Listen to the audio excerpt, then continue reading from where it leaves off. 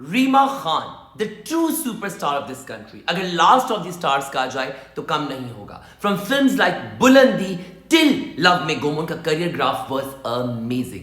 The way she has portrayed her characters in films like Nikah, मुझे चांद चाहिए, कोई तुझसा कहा was amazing.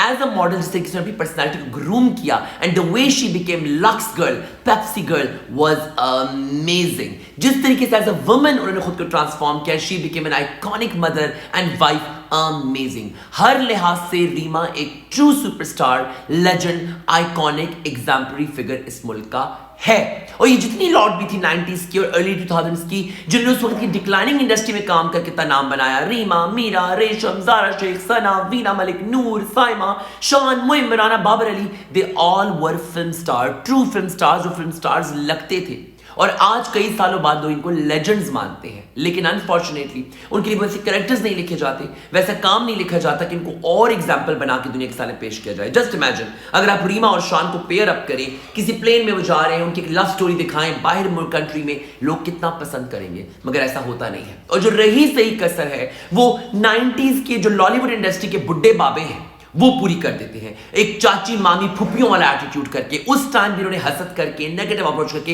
इंडस्ट्री को तबाह बर्बाद कर दिया। और आज जब 25 साल बाद हम इनके इंटरव्यूज देखते हैं तो वही हसद, वही नेगेटिव अप्रोच नजर आती है। कोई सबा कमर के पीछे पड़ा है, कोई मायरा खान के पीछे पड़ा है, कोई रीमा के पीछे पड़ा है। मुझे समझ नहीं आती इन सठियाए हुए बुड्ढों को हो क्या गया है, ये कौन सा फेम लेना चाहते हैं इन लड़कियों की किरदार कुशी कर।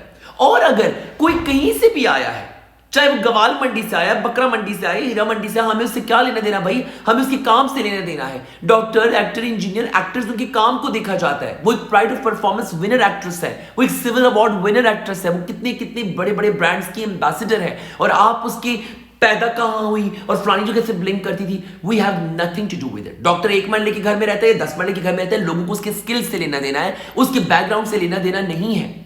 ये चीजें करके आप अपने दिमाग का खुन्नस, अपनी नेगेटिव अप्रोच और अपनी हसद दुनिया के सामने प्रेजेंट करें। और आप उनका मैच किन एक्ट्रेसेस के साथ कर रहे हैं?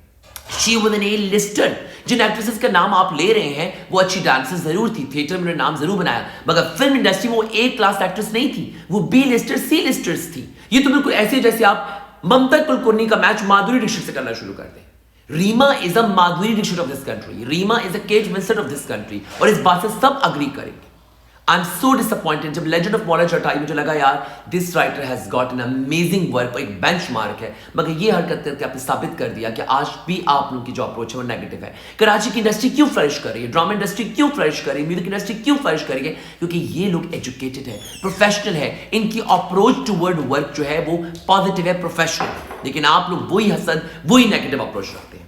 रीमा के साथ मेरा इंटरेक्शन इंस्टाग्राम पे हुआ, उन्होंने मुझे टैग भी किया है। Thank you Reema, we love you, you are a star, you are a star and you will be a star. सही कहा था आपने अपनी फिल्म कोई तुझसा कहा में, जब तक बेवफा जिंदा है मोहब्बतें मरती रहेंगी। मैं इन सब की तरफ से आपको सॉरी करता हूं और हम सब आपके साथ हैं। स्टे स्ट्रॉन्ग और the way you have reacted amazing. Love you and doctor ji Khan is with you.